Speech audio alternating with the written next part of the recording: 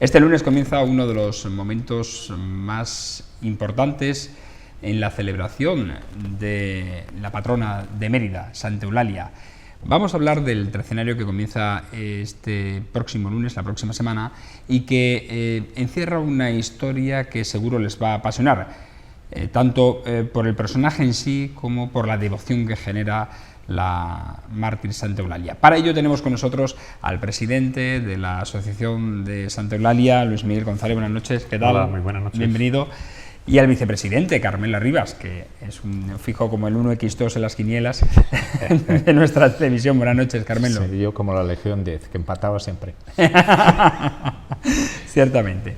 Bueno, como decimos, vamos a conocer un poco más, tanto de la trascendencia de la figura de Santa Eulalia como de la devoción y cómo se ha extendido pues, por todo el mundo Santa Eulalia, así como evidentemente de este acto en sí. Comenzamos hablando del acto porque el solemne tercenario en honor a la patrona de Mérida, Santa Eulalia, comienza el lunes y durará hasta el 3 de octubre, ¿no? Efectivamente. ¿Es así, Luis? El lunes empezará a las 9:30. Este fin de semana, no obstante, hay una ceremonia previa que no se enmarca dentro de los actos del trecenario propiamente dicho, pero que sí tiene mucha relación con Santa Eulalia. Y es el año pasado, en la festividad de Santa Eulalia, nuestro arzobispo en ese momento, don Santiago, comunicó el nombramiento o el otorgamiento del título de Basílica Menor para el Templo Parroquial de Santa Eulalia. Estábamos pendientes de realizar una ratificación y de realizar una ceremonia en la que ya realmente, y con toda la simbología que lleva aparejada el nombramiento de basílica, se hiciera esa ceremonia que se va a realizar mañana sábado. Mañana sábado a las 8:30 se celebrará esta ceremonia, digamos, de reconocimiento del Templo de Santa Eulalia como Basílica Menor. Estamos ante una ceremonia muy solemne, un momento realmente histórico, porque recordemos que en Extremadura tan solo hay dos templos que tienen el reconocimiento de Basílica Menor, el Monasterio de Guadalupe y nuestra Basílica de Santa Eulalia. Por lo tanto, estamos ante un acontecimiento también muy importante para todos los eulalienses. Y luego ya el lunes por la mañana, pues ya se dará inicio al trecenario, con esos 4 ejercicios diarios a las 9:30 y a las 12 por la mañana, y luego por la tarde a las 8 menos cuarto y a las 8:30, que se sucederán durante 13 días hasta concluir el día 3 de octubre. El día 3 de octubre es sábado, supongo. Sí. Efectivamente, sábado. Que Sí, finalizará además y el día 4, el domingo, que es el besamanos y demás. Eso, que finalizará, aunque finaliza el trecenario el sábado, el domingo sigue habiendo una serie de actos extraordinarios que vienen cumpliendo prácticamente también con el rigor histórico de esta actividad, ¿no? Que es el besamanos, la subasta del ramo y, bueno, hay una Eucaristía también ese día, Sí. ¿no? Sí, había una Eucaristía, sí. ¿Cómo va a ser la programación ese día? Pues en el besamanos se iniciará a las 5 de la tarde. A las 5 de la tarde se abren las puertas de la basílica para que todos aquellos fieles que quieran pues orar y estar un ratito con Santa Eulalia y besar su imagen puedan acercarse. ¿Se va a bajar la imagen de Santa Eulalia como el año pasado también? Como ya hace 2 años, la imagen de Santa Eulalia durante el trecenario estará en el presbiterio para que esté mucho más cerca de los fieles. Y durante el besamanos se coloca en el centro no en el presbiterio, ya realmente en la parte baja, en la parte ya de donde están los fieles, y para que todo el mundo pueda acercarse y besarla. ¿Va a estar la imagen tal cual o va a estar vestida? Durante el trecenario está de gracia, está tal como aparece en los carteles anunciadores del trecenario, y en el besamanos ya sí está vestida. Los responsables del grupo de culto, ellos en función del traje que va a llevar en la procesión, pues visten a Santa Eulalia de una forma u otra. Ellos ya tienen su sistema de elección de los trajes, y entonces en función de eso pues ya la visten de esa forma. La ornamentación floral también está en función del traje que lleve Santa Eulalia, en fin, todo lo que viene relacionado digamos, con la estética de la imagen. Y eso empezará a las 5 de la tarde, que es cuando se abrirá la basílica, y permanecerá abierta hasta que mientras haya personas que quieran estar con Santa Eulalia, la iglesia estará abierta. Solo se interrumpirá para realizar la Eucaristía a las 8:30, y una vez que concluya la Eucaristía volverá de nuevo a reiniciarse el besamanos hasta que haya alguien que quiera estar un ratito con Santa Eulalia. Y durante toda esa tarde pues se sucederán una serie de actividades dentro del atrio de Santa Eulalia. Tenemos que recordar que este besamanos en la antigüedad y hasta no hace mucho tiempo, pues era un punto en el que se realizaban una serie de actividades que con el paso del tiempo se han ido perdiendo. Se realizaba la subasta del ramo. Muchos empresarios e industriales de Mérida, de cualquiera de los sectores, de textil, agrícola, ganadero, pues aportaban cosas para que fueran subastadas durante esta jornada del besamanos. Y eso se ha ido paulatinamente perdiendo. Entonces, nosotros lo que hemos hecho ha sido pues recrear una especie de tómbola que ponemos en el atrio y ofrecer la posibilidad para que grupos de aquí de la ciudad pues amenicen la tarde. Entonces ya contamos con la colaboración casi ya fija de la agrupación folclórica y cultural Nuestra Señora de la Antigua. El año pasado vino un grupo del Monasterio La Real para enseñarnos cómo cantaban y cómo bailaban a Santa Eulalia en esas tierras onubenses. Este año vendrá el coro de Santa Eulalia del Cala, que también tiene como patrona a Santa Eulalia y que quieren venir para peregrinar hasta Santa Eulalia, y van a venir también a actuar en el besamanos. Viene también una comparsa que el año pasado dedicó todo su repertorio a Santa Eulalia. El clan de la Pellica pues también va. Estuvieron muy bien. Pues muy bien. van también, queremos contar ¿Van también a actuar con también, ellos. entonces? Sí, queremos también contar con ellos. Y también unos chavalitos de aquí de Mérida que se dedican a baile de salón. Son pequeños, pero por lo visto son muy conocidos. Y han actuado también en programas de difusión nacional, en este tipo los chicos que han sido campeones de Europa, ¿no? Efectivamente, de salón. pues ellos van a actuar, y va a actuar también Rosario Velaria, que estuvo hace 3 años y que este año su agenda le permite volver otra vez a estar con nosotros en el besamanos, y también va a participar en el besamanos. Al final es un festival. Es casi un festival. Casi no, lo es, porque la cantidad de artistas que van a actuar, sí. Evidentemente. Por cierto, que tenéis un grupo joven también muy activo, ¿no? Ah, sí, un grupo joven que, esto también José María lo lleva más directamente. Realmente la organización de casi todos los eventos públicos que realiza la asociación están coordinados por el grupo joven. Por ejemplo, en el besamanos, pues todo lo que es la coordinación de todo ese trajín de grupos que van a entrar y salir, que van a actuar, está organizado por ellos. Ellos son los que lo coordinan. Las procesiones están coordinadas por ellos, y en muchas ocasiones se encuentran pues eso, con que las personas que participan en estos actos los ven pues jóvenes, porque lógicamente lo son, y muchas veces pues casi que no le hacen caso, ¿no? Porque los ven como muy pequeños, ¿no? Pero realmente ellos tienen una gran devoción a Santa Eulalia. Santa Eulalia es la patrona de la juventud de la Archidiócesis de Mérida Extremadura, y quisiéramos que pronto fuera de toda la provincia eclesiástica, y nuestros hermanos eulalienses de otras ciudades, de otras partes de España, también están trabajando para que en sus respectivas diócesis también sea Santa Eulalia patrona de la juventud de esa diócesis. Entonces, el papel del grupo joven es un papel importante dentro de la asociación. O sea, que tenéis ahí sucesión asegurada. Sí, claro. Afortunadamente.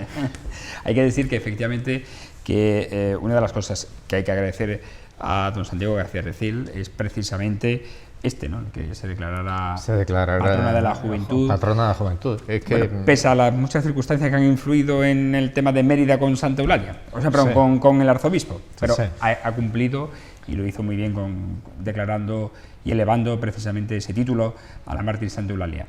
¿Quién más representativa que ella? Menos, evidentemente, Que indudablemente. menos, sí, Cuéntanos, Carmelo, porque tú que dominas la historia eulaliense, ¿tenemos conocimiento de cuándo se realiza este escenario? La verdad es que yo, o el besamano yo son no menos. tengo ni idea de cuándo se realiza el trecenario, cuándo empieza a realizarse el Sí. trecenario, porque además es una celebración un poco sui generis. Existen triduos, novenas, pero trecenarios puede que sea el único que haya dentro de la organización, dijéramos, o de las celebraciones que se celebran en la iglesia.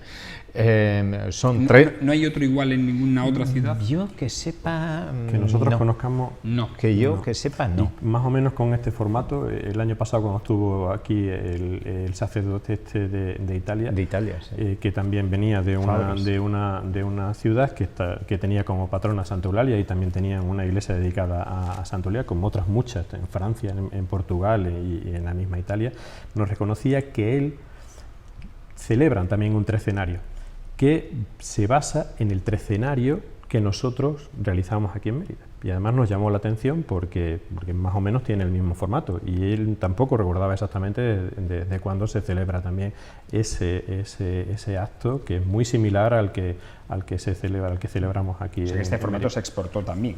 Sí, como todo lo Sí, relacionado con con Santa Santa Eulalia. Eulalia. Pese a que algunas ciudades se le hayan querido atribuir, ¿no? Hablo de Barcelona, Barcelona, etcétera, por ¿no? ejemplo. Y ya que estábamos hablando del trecenario, pues posiblemente tenga una antigüedad bastante antigua, entre comillas, ya que la importancia que se le da a los martirios proviene de, por ejemplo, de los donatistas. Donato es un obispo africano de Numidia, de la actual Argelia, que proclama incluso la Iglesia de los Mártires. A él lo hacen obispo en el 312, me parece, o sea que es del siglo IV. Y toda esta corriente donatista llega también a España. Empieza a dársele muchísima importancia a los mártires y de esto precisamente me he adelantado para darte contestación a lo que me ibas a comentar de la Eulalia de Barcelona, seguramente. Entonces, esta importancia que se le da a los mártires hace que las ciudades revivan. Hay ciudades que han nacido y se han producido precisamente y exclusivamente por el santo. Por ejemplo, Colonia es una ciudad que se fundó sobre las reliquias de los Reyes Magos. Y fíjate tú, en Alemania. Y así muchísimas ciudades han mantenido o se han realizado precisamente porque tenían unas reliquias de unos santos. Toledo estuvo pugnando todo lo que pudo y más cuando los visigodos que trasladan la capital a Toledo para llevarse las reliquias y para llevarse todo lo que había. Cuenta lo de Mausona, que se guardó la túnica de Santa Eulalia y demás para evitar que se fuera a Toledo. ¿Por qué? Porque esto le daba importancia a la capital. Entonces, lo de los martirios, una santa de la importancia que tenía Santa Eulalia no podía tener pocos martirios, tenía que tener muchísimos más. Cuanto más martirios, más caché. Entonces, quizá los 13 martirios provengan de ahí. Y es posible que de los primeros siglos, y ya estoy hablando del siglo IV, V, etcétera, pueda venir una cierta tradición sobre los 13 martirios, que todavía continuamos. O sea que es antiguo. Y lo que me comentabas de la Santa Eulalia de Barcelona es lo que se ha llamado una santa dúplice, pero la importancia que tenía Barcelona y la importancia que le han dado, y por ahí en los papeles estos mismos que tienes, hay precisamente ahora que están con lo de la independencia, el Casanovas defendiendo Barcelona con la bandera de Santa Eulalia, que era la bandera de Barcelona. Ahí verás uno de los cuadros. Ahí la tienes. Con la bandera de Barcelona. Esto nos indica la gran importancia que le dieron a Santa Eulalia en Barcelona, que sin embargo no dejaba de ser la Santa Eulalia emeritense. ¿Qué es lo que ocurrió? La importancia que tenía Santa Eulalia a nivel nacional la percibió un abad que asistió a los concilios de Toledo, que fue Quirico. Digo abad porque empieza relatándose en los escritos como Quiricus Abas, y luego posteriormente fue obispo de Barcelona y de Toledo. Él descubre la importancia que tiene Santa Eulalia y quiere darle la misma importancia a un convento en Barcelona. Entonces hace un himno basándose en el Peristefanón que había escrito Prudencio sobre Santa Eulalia, y hace un himno que empieza también Fulget hic honor sepulcri.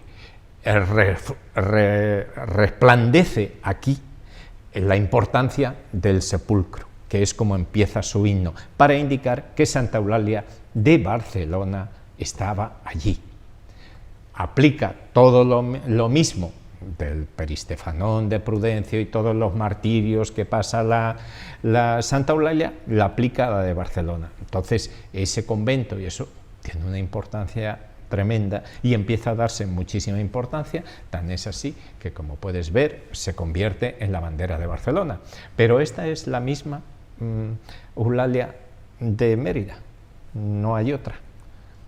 Lo que pasa que trasplantada allí. Allí, ¿no? De hecho, es decir, que los restos en Barcelona no están. No hay. Luego, ¿cómo se llamaba? Tiene un nombre muy raro, Freidono o algo por el estilo.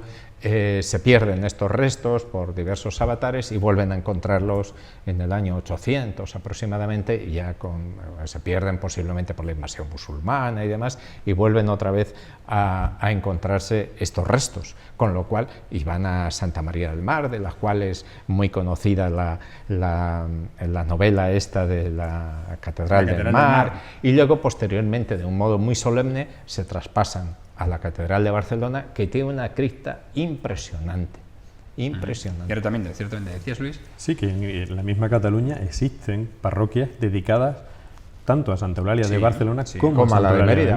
O sea, en el ámbito territorial de Cataluña existen las dos parroquias que están dedicadas a Santa Eulalia de Mérida. Sin embargo, Santa Eulalia fue una sola. Sí, exacto. Pero es que precisamente esto implica lo que ellos pretenden o pretendían, y lo ponen en diversos documentos, como algunos que te traigo para acá, para indicar que ellos mismos dicen que existen dos. No hay cosa más significativa que existan parroquias dedicadas a Santa Eulalia de Mérida y a Santa Eulalia de Barcelona, con lo cual ya consagran esta duplicidad. Ciertamente. Bueno, pues hablamos también de las funciones, va a haber 4. Sí. Cada día, lo has dicho, cada día del trecenario son distintas, o se dedica cada día, va a ser distinta la función en función del martirio. ¿O cómo se resuelve? La verdad es que el ejercicio del trecenario, que se produce después de cada uno de esos actos, siempre se hace alusión cada día a uno de los martirios. Y también se establece una especie de tema sobre el que trata todas las homilías que se producen, esta sí, en el ejercicio, en la Eucaristía de las 8:30, y que son presididas por gran parte de los sacerdotes de Mérida. Entonces, todas esas homilías que se producen en esa Eucaristía de las 8:30 normalmente siempre tienen un mismo tema. El año pasado, por ejemplo, fue el Evangelii Gaudium, que publicó el Papa Francisco, y este año don Antonio, el párroco de Santa Eulalia y director espiritual de la asociación, ha elegido como tema, como hilo conductor de todos los ejercicios del trecenario, realizar reflexiones sobre la familia, ser y misión. Entonces, todos los días, se van a producir reflexiones sobre este tema por parte de cada uno de los sacerdotes que va a realizar la Eucaristía durante el trecenario. Entonces, se analizará desde distintos puntos de vista, siempre, lógicamente, desde la óptica cristiana, el papel de la familia en esta sociedad actual. Ese será el hilo conductor del trecenario, y también siempre conectándolo con el testimonio de Santa Eulalia. Por cierto, ¿se jubila este año don Antonio Bellido Almeida? Sí, lamentablemente para todos nosotros dejará no sabemos exactamente cuándo, él cumple los años y no sabemos exactamente cuándo se producirá el relevo. Suponemos que será durante el año 2016, pero ciertamente este es el último trecenario en el que nos acompañará como párroco de Santa Eulalia. ¿No? Vamos a ir alternando historia y actualidad. A mí me gusta que también Carmelo nos indique la importancia de Santa Eulalia, porque creo que no es conocida por todos los emeritenses. Ha habido intereses incluso... ¿Porque no sea así? Sí, dime. No, que ha habido intereses porque no sea así. Sí, ha habido intereses incluso políticos, urbanos, para que la Santa Eulalia no tuviera toda la importancia que tenía que tener a nivel provincial, y luego esto ha ido dejándose poco a poco hasta que ha vuelto otra vez a dársele toda la importancia que merecía, y se ha ido descubriendo pues que la difusión y el nombre de Santa Eulalia, como comentábamos anteriormente, pues es un nombre que aparece solamente en España. Decía don Juan Fernández, había 504 poblaciones, es lo que había él relatado, 504 poblaciones o parajes en España y 72 en Portugal que llevan el nombre de Eulalia. Posiblemente haya más, pero posiblemente haya más y que no haya podido localizar. Incluso en Iberoamérica. Y bueno, en Iberoamérica, pero me refiero que en España solo hay Eulayas. Yo me he encontrado, claro, me he encontrado hasta cosas curiosas como una colonia, una especie yo diré, de comuna que se hizo en el siglo pasado, y además por un marqués, un conde, que funcionó muy bien y que llevaba el nombre de Santa Eulalia en Murcia. En Murcia. En Murcia, o sea, una cosa que... También hay poblaciones en países de Europa, en Francia e Italia. En Francia e Italia hay poblaciones, como estábamos comentando anteriormente, el cura de Italia, pues posiblemente tenga una de las iglesias, o al menos con el nombre más antiguo que haya con el nombre de Santa Eulalia en Italia. En Francia fue patrona de Francia, fue patrona de España. Una de las cosas que se relatan, o al menos que dice Ambrosio de Morales, que es uno de los renacentistas, en cierta manera, que escribe muchísimo sobre historia, dice que don Pelayo invocó el nombre de Santa Eulalia cuando dio la batalla de Covadonga. No era raro, cuando se produce la invasión de los árabes a España, los intelectuales y demás se marchan hacia el norte. Si uno estudia un poquito, yo que sé, Santa María del Naranco mismo, no es lógico de ninguna de las maneras que en un sitio que lleve mucho haya pórticos. Sin embargo, es una idea que se tiene muy en el sur, que haya pórticos y haya soportales, con lo cual quiere decir que la influencia, de hecho vive un gran importancia cultural Asturias, que el periodo ramirense, que se llama, posiblemente de todos los intelectuales que han venido del sur. Entonces, estos intelectuales de Mérida llevaban la idea de Santa Eulalia, que posiblemente imbuyeron también a don Pelayo. Poco a poco pues se va difundiendo esta celebración o esta idea de una Eulalia resistente a los musulmanes. Luego, posteriormente, se busca un santo que sea no resistente sino atacante, y acaban buscando a Santiago Apóstol. Es el cambiazo que le pegan. Pero esto no implica, por ejemplo, la Orden de Santiago. La Orden de Santiago propaga mucho la devoción de Santa Eulalia. Un señor que escribirá seguramente en la revista de Santa Eulalia de Cuenca, de la Academia de Artes y Letras de Cuenca, su pueblo tiene como patrona a Santa Eulalia, y es porque ha habido una gran influencia de los santiaguistas. Y una ciudad dormitorio que hay al lado de la capital de Cuenca se llama Villar de Olaya. Villar de Olaya, con lo cual junta dos nombres, uno el de Villar, que posiblemente implique que haya una calzada romana, y de Olaya de Mérida. Es curioso que se disuelve. Que no hablamos, o hablamos mucho del tesoro arqueológico de Mérida, y tenemos a uno de los principales exponentes que podemos vender en Mérida. Claro, y no se ha vendido. La figura de Santa Eulalia. Y no se ha vendido. Una de las cosas, ya que nos al menos la más internacional es, indudablemente. Sí. Una de las cosas que vamos, se han producido ahora, porque todo el mundo se preguntará, ¿la basílica? ¿Por qué la basílica si siempre ha sido basílica, la de Santa Eulalia? Sí. El tema principal es precisamente la llegada de los musulmanes, que desacralizan la basílica de Santa Eulalia, y en la cripta se puede encontrar un pozo, lo cual indica que tenía unas utilidades muy prosaicas, o puede ser hasta guardar ganado en eso, con lo cual se desacraliza la iglesia, y al desacralizarse tienen que volverse otra vez a hacerse todos los trámites y toda la documentación que se presenta para que den el título nuevamente de basílica. Pero nunca se restituye realmente el título, claro, aunque a nivel popular todo el mundo siempre se ha dicho basílica, se ha considerado como basílica, pero oficialmente y no eso ese origen se hunde en las raíces de Mérida. La población de Mérida siempre ha considerado basílica, porque siempre lo fue, incluso antes de la dominación, precisamente antes de la dominación musulmana. Y no se pierde para el pueblo de Mérida esa consideración de basílica, y ha permanecido hasta nuestros días. Realmente es basílica realmente a partir del nombramiento que se hace público en diciembre del año pasado, y a partir de mañana que se realice la ceremonia solemne, pero siempre se ha considerado al templo de Santa Eulalia como la basílica de Santa Eulalia.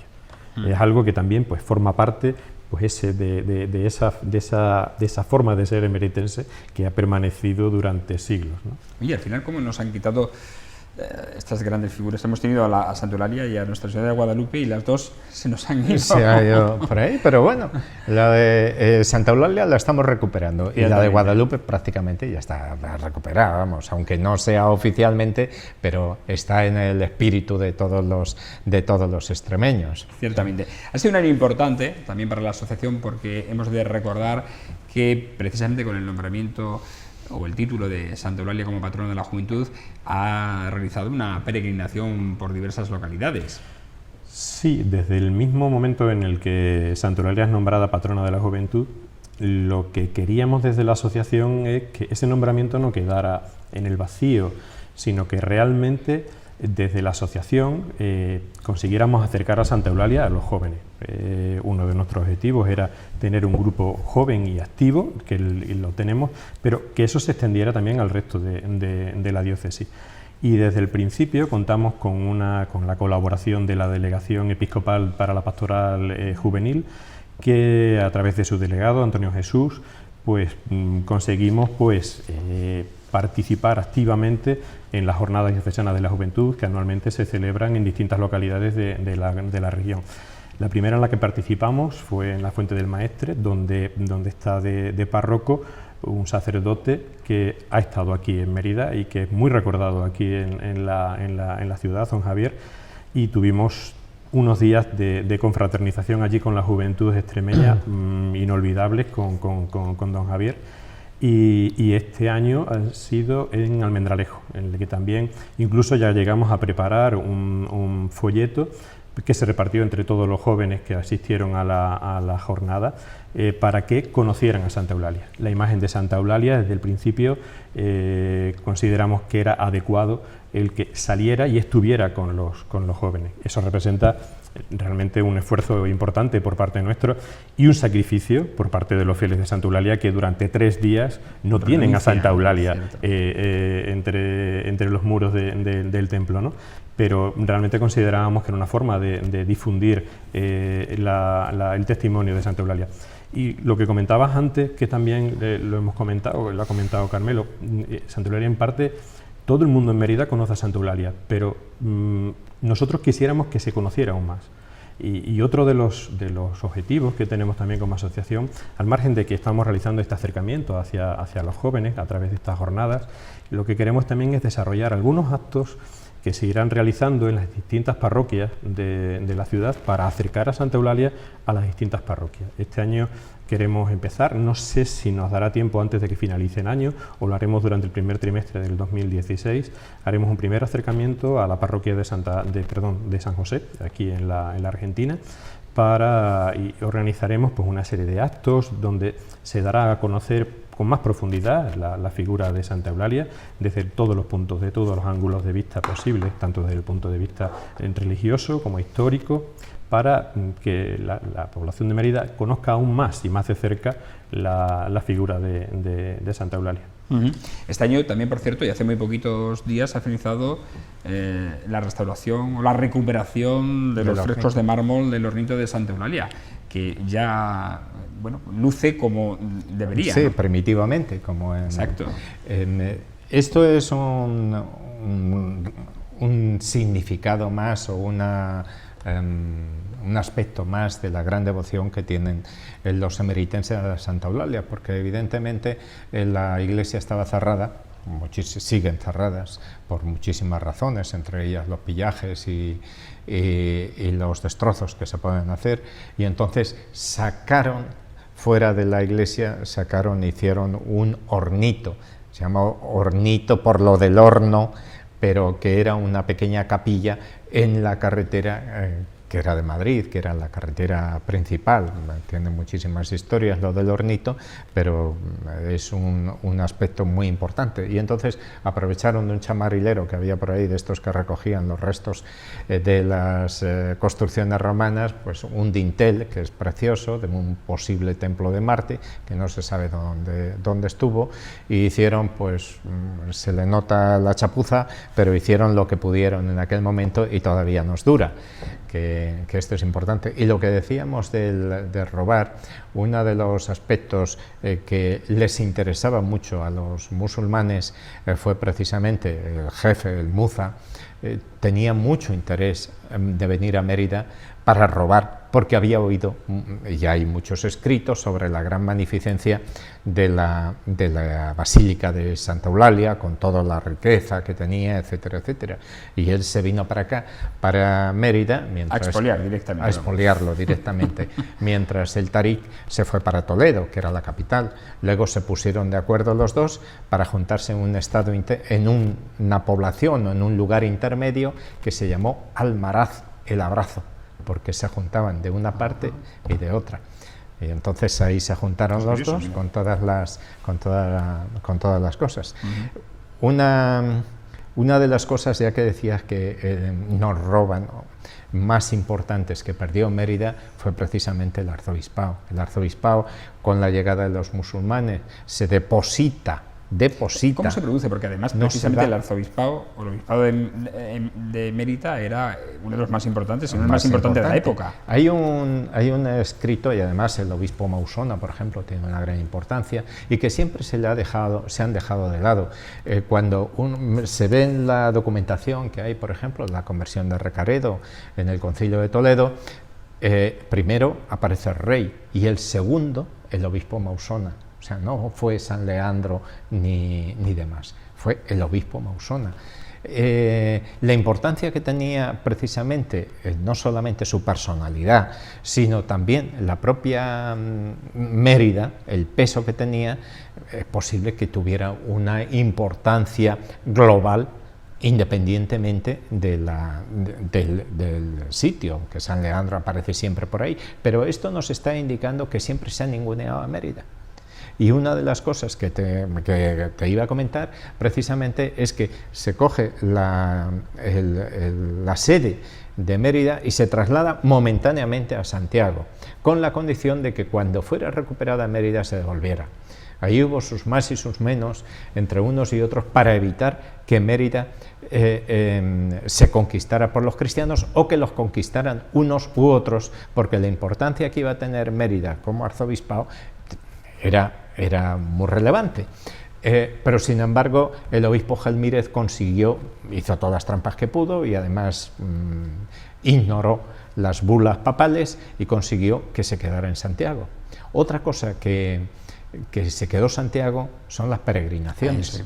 Efectivamente, porque La Basílica de Santa Eulalia era el centro de peregrinación más importante hasta la llegada de los musulmanes, ¿no? Y realmente alrededor de la basílica se disponían una serie de edificios destinados a acoger a esos peregrinos, un hospital de peregrinos y una serie de edificios que tenían como finalidad acoger a esos peregrinos y atenderlo en sus necesidades después de realizar pues un camino que es prácticamente siguen los mismos itinerarios que los itinerarios hacia Santiago. Lo que pasa es que bueno, que desde Roncesvalles seguían para acá. Entonces, desde Francia y desde Italia había caminos que llegaban hasta Mérida, que siguen pero parte de esos caminos son los mismos. El origen, por lo menos hasta cuando ya los caminos, en lugar de dirigirse hacia el sur, hacia Mérida, se dirigen hacia el oeste, hacia Santiago. Pero el origen y todo el trazado de esos caminos son caminos que se dirigían a Mérida. Incluso hay caminos que ahora se identifican como caminos mozárabes dentro de la mitad sur de España, que dicen que son caminos mozárabes hacia Santiago. Realmente el destino inicial de esos caminos que ahora se llaman mozárabes era venir a Mérida. Luego ya aprovechan cuando ya Santiago se convierte en centro de peregrinación y ya suben por la Ruta de la Plata para culminar el viaje hacia Santiago. Pero el primer punto de destino de esos caminos era visitar la tumba de Santa Eulalia. Bueno, de toda esa infraestructura que se formó en torno a la Basílica de Santa Eulalia está el Cenodoquio, ¿no? Por ejemplo. Efectivamente, el Cenodoquio Hospital de Peregrinos era eso. Que tiene además, como ves, un nombre griego. Se dice que Mausona, cuando lo expulsan de Mérida, va a, nadie sabe exactamente dónde, pero posiblemente fuera a la zona bizantina, porque los bizantinos vinieron a España a apoyar, pero acabaron quedándose con la zona costera, y entonces la zona bizantina, que mantenían una cultura y una forma de ser propio del Oriente, y dentro de esa cultura de forma de ser estaban los cenodoquios. Los cenodoquios eran como hospitales, pero también tenían una doble función. Doqueo en griego significa enseñar, y posiblemente hay alguien que habla incluso de las primeras escuelas médicas, las primeras universidades de medicina que se podrían dar en esta situación. Como ves, da mucho de sí todo. Muchísimo, y tanto. Todo el tema. Estamos tocando aquí o haciendo pinceladas de lo que supone la figura de Santa Eulalia y todo lo que gira en torno a ella. Por cierto, la cripta ¿se ha rehabilitado? ¿Se ha terminado la rehabilitación ya o no? ¿En qué fase estamos? En la cripta, por lo menos hasta donde yo sé, no ha habido todavía no ha habido intervención. Digo porque se hace ya unos meses. Sí, se tiene previsto eso, rehabilitar más la zona de entrada y el acondicionarlo, pero creo que aún no se han iniciado esa reforma. Bueno, pues habrá que recordar a la Administración Regional que ese compromiso hay que cumplirlo. La idea era de convertir la cripta de Santa Eulalia en lugar de peregrinación, en permitir y que hubiera allí un elemento, un centro de interpretación, ¿no? Exactamente. El centro de interpretación estaba relacionado también con la rehabilitación del edificio del convento de las Freilas, y la verdad es que esa obra es una obra de una envergadura importante, y en principio es difícil que con la coyuntura actual eso vaya a salir adelante, pero la verdad es que tener un centro de interpretación de Santa Eulalia en el que poder realizar toda esta actividad pedagógica, docente, de difusión de la imagen de Santa Eulalia sería importantísimo. Es como has dicho antes, o sea, Mérida tiene en Santa Eulalia un referente de primera magnitud y no se explota suficientemente bien, no se utiliza con el potencial que realmente tiene Santa Eulalia. El conocimiento del testimonio de Santa Eulalia y la trascendencia que tuvo fue el elemento integrador, como hemos dicho y como ha expuesto Carmelo, durante muchísimos siglos en la península ibérica, y debíamos de aprovechar. Mérida tiene ahí un filón impresionante y desde la asociación estamos muy interesados en eso, en que se amplíe aún más el conocimiento que sobre Santa Eulalia se tiene, para que todos seamos conscientes de este personaje sin par en la historia de Mérida. Ahí nos aventajaron los gallegos con Santiago, Con Santiago. igual que pasó con el Pilar con la Había Nuestra Señora de también, Guadalupe. evidentemente, había también unos intereses por parte del estatus, dijéramos, de la Iglesia, porque la Iglesia hispana, sobre todo la mozárabe o visigoda y demás, tenía un estatus y una situación que consideraban al Papa primus inter pares, cosa que le interesaba a él ser primus inter pares. Entonces, ¿cómo frenar toda esta situación? Pues dando más importancia a la visión latina por el norte de España, que luego iría cayendo hacia abajo, que incluso permitir la cultura mozárabe, con lo cual se fue imponiendo poco a poco el rito, la forma, la cultura latina y la filosofía de que el Papa era el primero y que no había interpares. Que todo empiezas a mirar históricamente y todo tiene su porqué y tiene un apoyo y una... Al final son luchas de poder, ¿no, Carmelo? Sí, siempre hay luchas de poder, religioso, no religioso, político, no político, que siempre a veces está unido.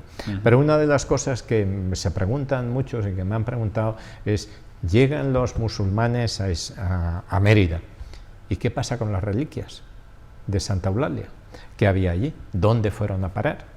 Entonces, momentáneamente hubo una cierta consideración para las reliquias de Santa Eulalia, pero evidentemente, como íbamos comentando, hay una cultura eulaliense enorme en el norte, propiciada evidentemente con toda la llegada de todos los intelectuales y demás que vinieron de Mérida y de otros lugares de la Hispania y que se fueron refugiando allí. Entonces el rey Silo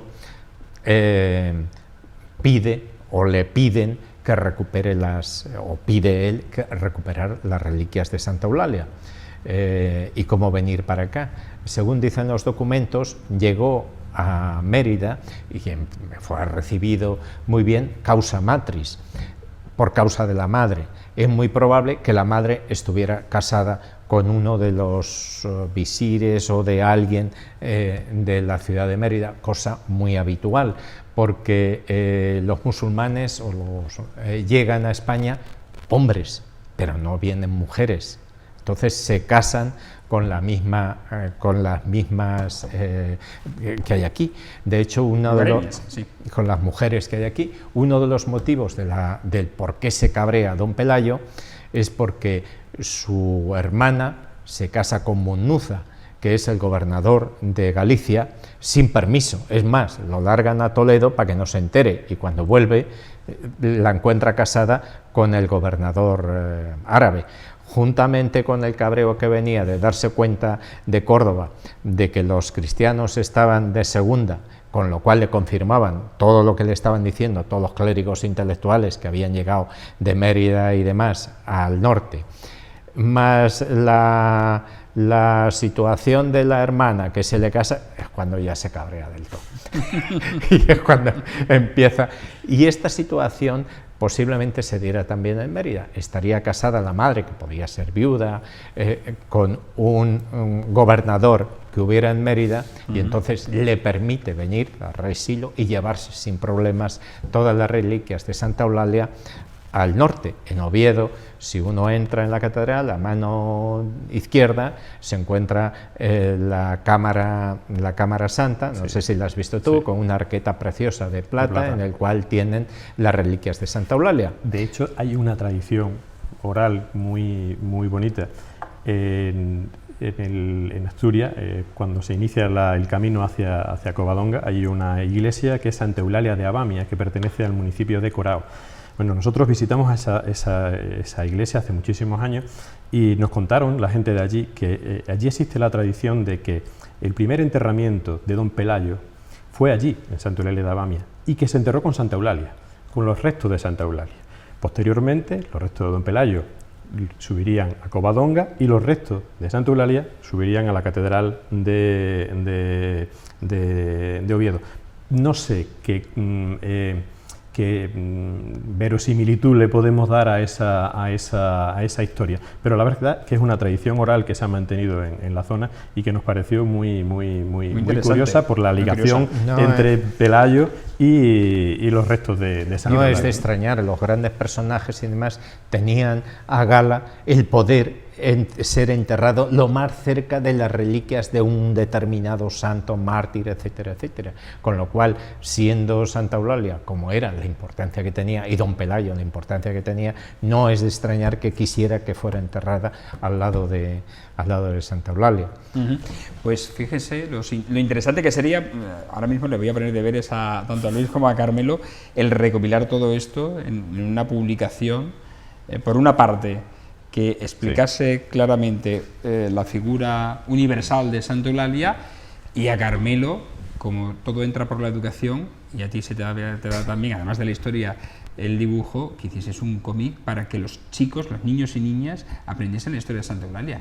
Ya hay un cómic, ¿no? Sí, hay un cómic, y la verdad es que nosotros tenemos también como proyecto, y yo estoy detrás de a ver si conseguimos que se haga un compendio de la información, de toda la documentación que tenemos sobre Santa Eulalia, en un libro que sea asumible, accesible y de fácil lectura, para que todo el mundo tenga realmente un libro en el que pueda recogerse toda la figura, todo el testimonio de Santa Eulalia desde todos los puntos de vista, porque realmente hay trabajos muy bien fundamentados, con una base bibliográfica impresionante, realizado por investigadores de Mérida, como los que ha publicado Antonio Mateo Martín de Rodrigo u otros historiadores, pero digamos que algo que sea accesible para que todo el público pueda tener en su casa un libro en el que pueda recoger todo esto que hemos comentado y toda la trascendencia de la figura de Santa Eulalia, es una asignatura pendiente que tenemos, y que desde luego estoy contigo en que es absolutamente necesario para divulgar realmente la imagen de Santa Eulalia. Sí, quiero recordar lo del cómic, pero no es tuyo. No, es mío. No es mío. Ya sabes que tienes que hacer uno tuyo. Sí, yo tengo hecho unos recortables que me parece que se están utilizando por ahí de Santa Eulalia. Unos recortables como las antiguas muñecas, recortas eso y la vistes con las diversas cosas. Pero mejor documentado, como íbamos diciendo, por ejemplo, esto es una fotocopia del Espasa que habla sobre Santa Eulalia de Barcelona, y mejor documentado que lo que pone aquí, que es absurdo, no me lo explico, como la importancia que tenía los que escribían sobre Santa Eulalia pudo caer en el siguiente fallo. Dice: los calendarios mozárabes de los siglos VI o V distinguen claramente dos vírgenes Eulalias. Empezamos ya mal, porque lo mozárabe empezó como mínimo en el siglo VIII, porque son precisamente los cristianos que viven en la zona musulmana. Difícilmente pudieron ser en el VI o V. Imposible, porque la ocupación se produjo en el 711. Se produjo en el 711 la ocupación. Exacto, con lo cual es imposible que se hicieran. Y algunos pequeños fallos, habla aquí del Quirico Abad y compañía, pero vamos, dice, bueno, pues nos quedamos con eso, que vaya muy bien, como siempre, la organización, ya que lo soléis hacer de este solemne trecenario que empieza el lunes e irá hasta el día 3 de octubre, y animar a todos a la participación en el trecenario, y también en el besamanos, que será el domingo, a partir de las 5 de la tarde. A partir de las 5 de la tarde se abren las puertas de la Basílica para recibir a todos los fieles que quieran estar un ratito con Santa Eulalia. Luis, gracias y enhorabuena por vuestro trabajo. Carmelo, muchas gracias por ilustrarnos como siempre, y estaremos y cubriremos como siempre desde Televisión Extremeña este importante evento en torno a la imagen de la mártir Santa Eulalia. Gracias a ustedes por su atención, buenas noches, que pasen un feliz fin de semana.